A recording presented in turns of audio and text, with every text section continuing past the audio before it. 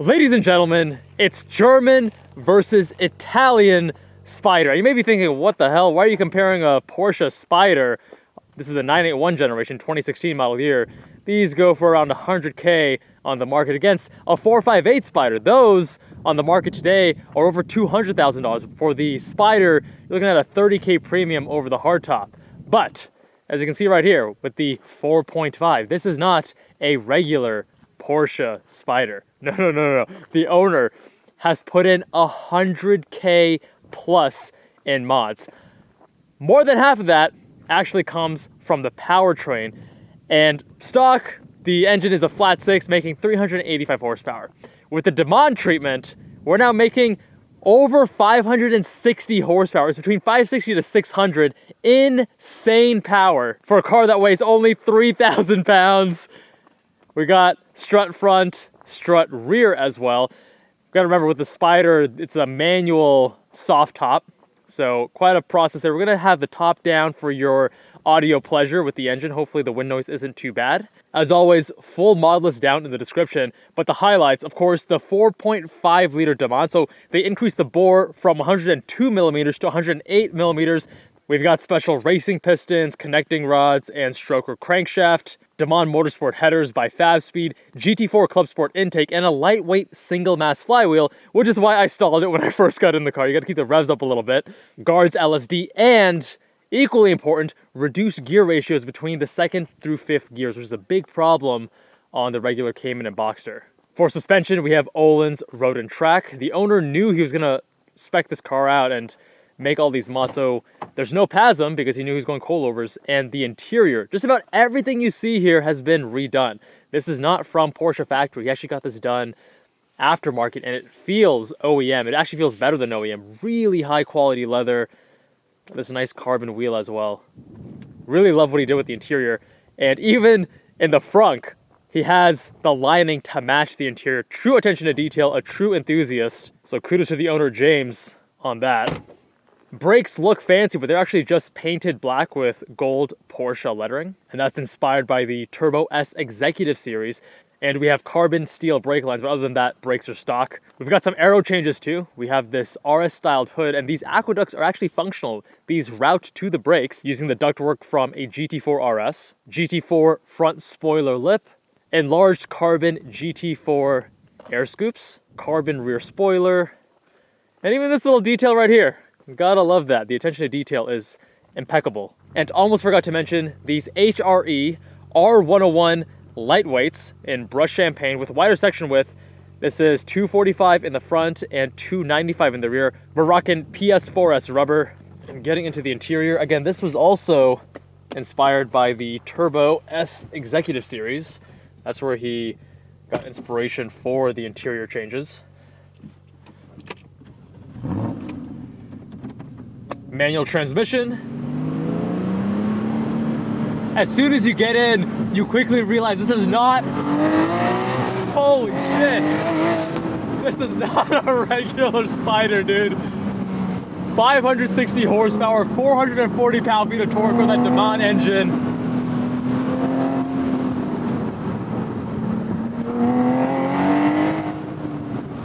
And with the top down, you can really hear that engine sing.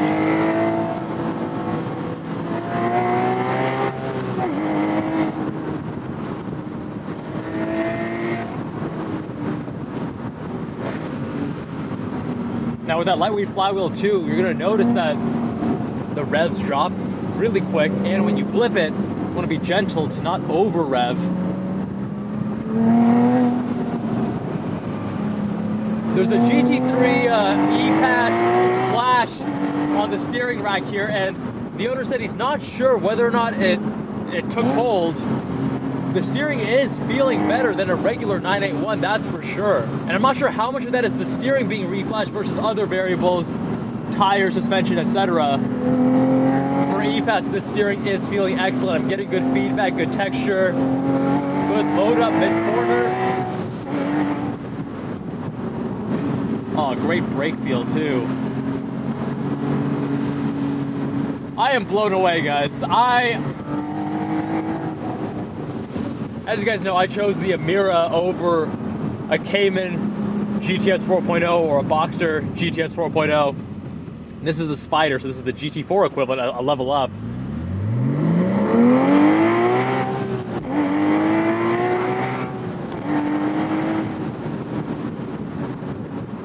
But even then, I was always like, well, at the price, it's a lot of money, they're good cars, but they have some compromises. And what the owner has done here is address every one of those compromises. Woohoo, a little bit of rotation. You still have the balance from the Cayman and Boxster that you know and love. But with this engine, it now feels far more playful, far more willing to rotate. And this is the upper limit of the amount of power you want for this chassis. It feels right without feeling like too much. Wow, wow, wow. So, all right, I'm in Sport Plus, and the owner was telling me, okay, there we go. So you get rev match in Sport Plus with traction on. If you put traction off, then the rev match is disabled. I wish there was just a toggle so you could keep that independent, but I believe in regular sport mode, you do not have rev match. But if you do want auto rev match, this one is really smooth. You don't have to assist. In some cars, you have to assist to make it smoother.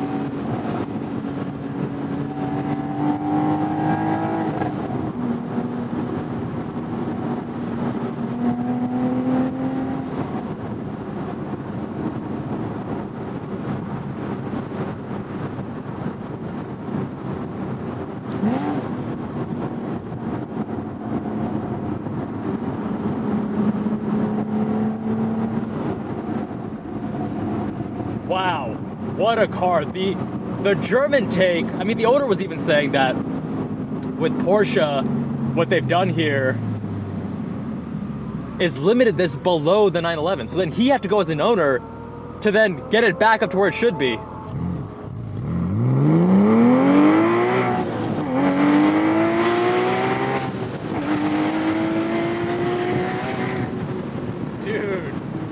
Sounds so good. We're gonna go extra slow here because I have seen turkeys, and as you guys recall from my Z06 video, we almost made Thanksgiving dinner out on this road.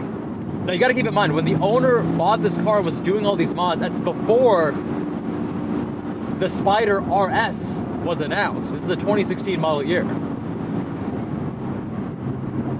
What I'd be really curious to see is how this compares to the Spyder RS. That car is definitely sharper front end with the Ohlins road and track. Really fits the character of the car, where you want to be optimized for road use. It's not a track weapon like the Cayman GT4 RS, but remember, the Spyder RS was designed to be more street-worthy than the Cayman GT4 RS. We have the 18-way adjustable seats that have been reupholstered. They feel excellent, and for a car that you're not taking to the track, that you're enjoying on the canyons, on the streets, I mean, this is phenomenal. And this is the German flavor. As you guys know, I very much love passion behind cars. I love when you can feel the passion of the designers and the creators. So I tend to lean towards British cars and Japanese cars in particular. And German cars, I really appreciate the top-end GT Porsches, but a lot of the lower trims, they feel a little bit clinical and neutered and scientific and not so full of passion and love.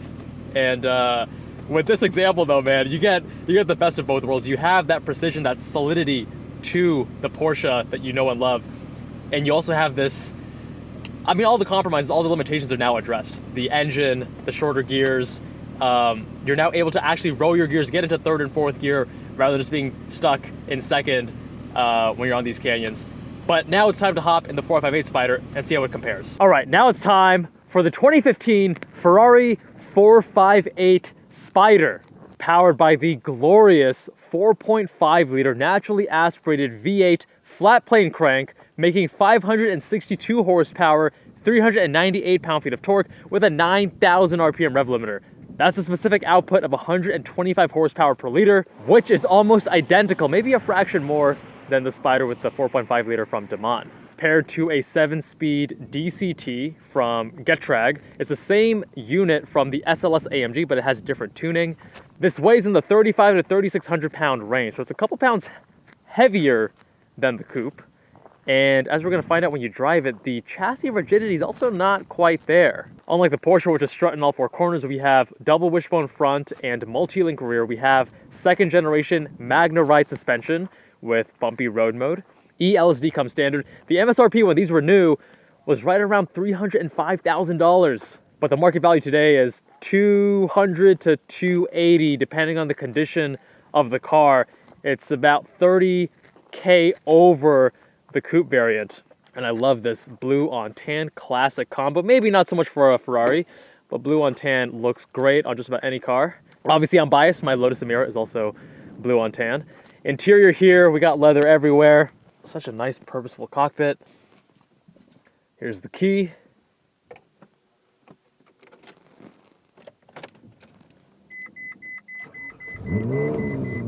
Oh my God, that engine though. Incredible. We're gonna have this window up a little bit. That's actually the most it goes up when you have the top down. And windows up, so hopefully audio is gonna be fine.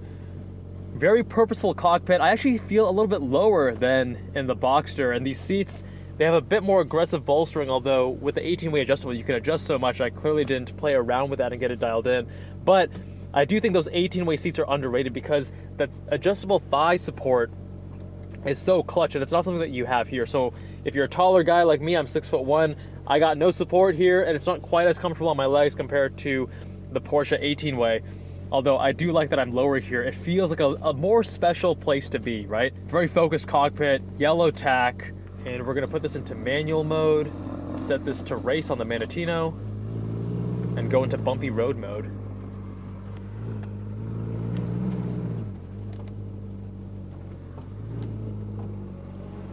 We don't have nose lift, so we gotta be really careful with the front end here.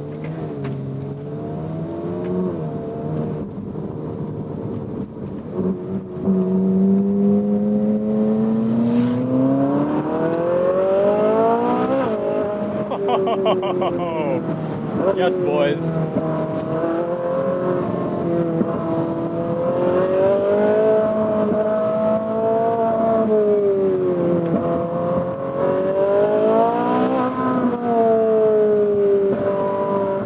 You got a musical instrument right behind you.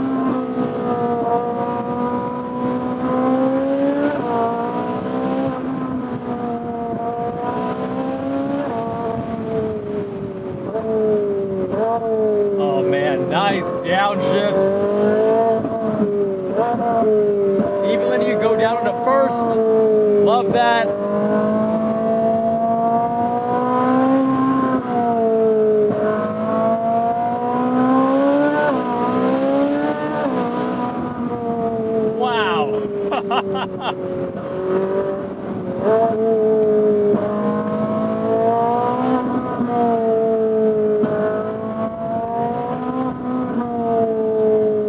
Wow. Okay, let me gather my thoughts. Steering here has a little bit more feedback than in the Spyder, but the on-center, there's a little bit of slop here. So I don't like the on-center accuracy and initial turn-in as much. The weighting in the Porsche is also a bit more natural. Whereas here it's so light, and once I turn, it doesn't load up the way that I want, but I get more feedback here. So it depends on what you prefer there.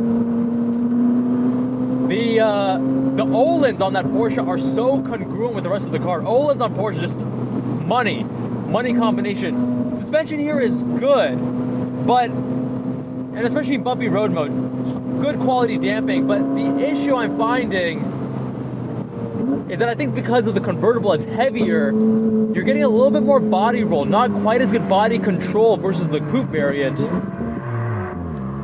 Dude, that thing sounds great too, shit.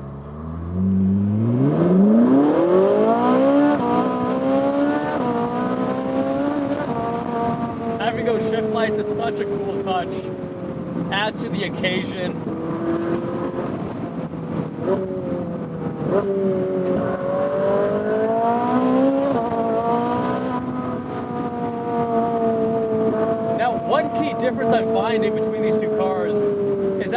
Porsche, I don't feel like I'm compromising by going hardtop or convertible, Cayman or Boxster.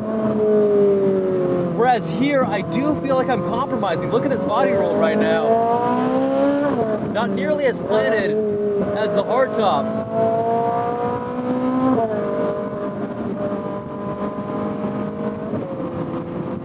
The shifts here are quick.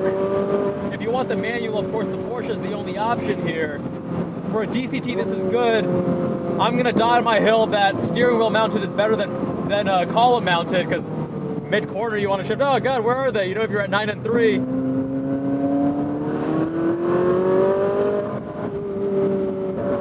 It's a good DCT, it's a quick DCT, and it's a smooth DCT, but it's not a GT4 RS perfect DCT.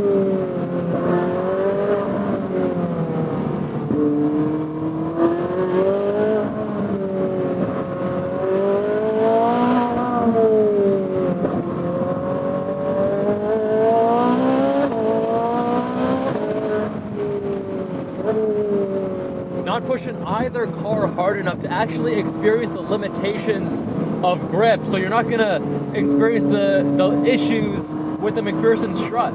Driving on the street, you're not gonna really know that much of a difference, because even though double wishbone has a theoretically superior ride quality too, based on just the friction, you know, it's not load bearing in the same way that the McPherson strut has to be load bearing. I would actually say that the Porsche rides a bit better. And I think that isn't because of suspension geometry, it's the tuning, because that has the inferior suspension geometry, but it's a much lighter car than this. So to get higher ride quality while maintaining body control is easier to do, and Ohlins does do that magnificently with Porsches. Whereas here I'm feeling the compromise of that added weight with having the soft top, the top-down experience, which is fantastic for the engine note, but much more of a compromise than the Porsche.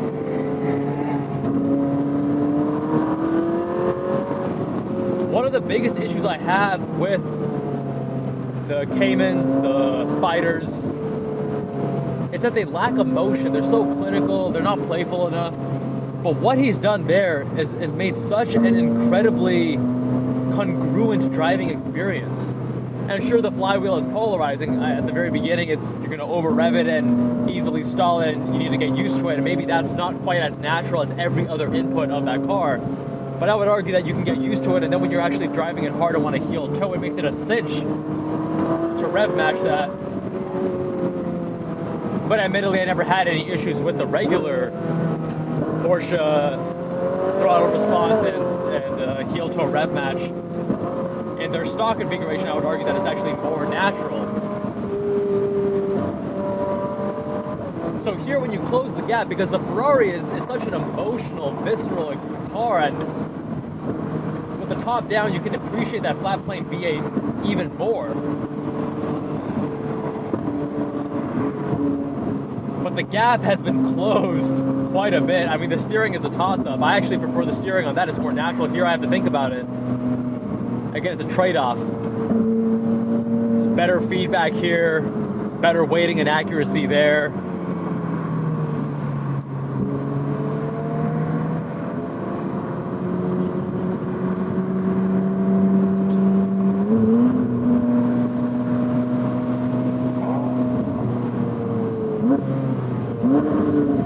Let's give you one more pull.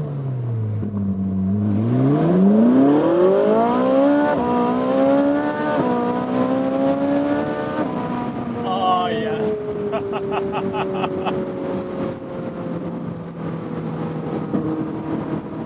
This engine still sings in a way that the Porsche cannot. And this car is going to hold its value much better, obviously, too, because you're paying around the same price for both. You're taking a $100,000 car and adding $100K in mods versus buying a car that's right around 200, a little bit more than 200 actually. So when it comes to time to resell, this is going to maintain value. But at the same time, as car enthusiasts, you're not after just resale value. That's probably not your top priority. What you're focused on is the driving experience. How does it make you feel? Because you're going to be using this day in and day out as a tool to bring you joy, not just as an investment vehicle, because you're better off with other investment types. But wow, really, really amazing cars. And they're two fantastic options. The issue with that car is that you have to put in so much time and effort and money to get that car where it should be. But if you are willing to do that, oh my God, it is absolutely glorious, and I would argue more congruent in certain ways than this vehicle. You may not get the exoticness of driving a Ferrari, you may not get the resale value, you may not get the specialness of the engine, although that is still a glorious and incredible engine with a specific output that's nearly identical to this. It doesn't sing the same way to a 9,000 RPM redline, but man, for just canyon driving pleasure, it's close, but I gotta go with the Porsche, man. If there's one winner here to me as a driver more so than as an owner, I would say the Spyder is a little bit more balanced and fun, whereas this, I'm constantly reminded, because I have driven a hardtop 4.5L, I'm constantly reminded how this compares to that and how it doesn't have the same chassis rigidity, how you get these squeaks and rattles, and how it's definitely a heavier feeling car. Still very special behind the wheel. Still a fantastic day for car reviews, don't get me wrong. I'm trying to not be a complainer here. I want to give you guys the good and the bad, but I think a lot of the nuance is talking about the shortcomings of these two vehicles. My friends, let me know what you think. 4.5L Spyder versus a Porsche Spyder with the 4.5 DeMan. If you want your car reviewed, visit us on jabalandcars.com. Fill out the form on the homepage. Big thanks to the owners for letting us review their amazing vehicles. Big thanks to Fenton Sun from the Zygreen YouTube channel for making this review possible. Much love, my friends, and I'll see you all in that next one.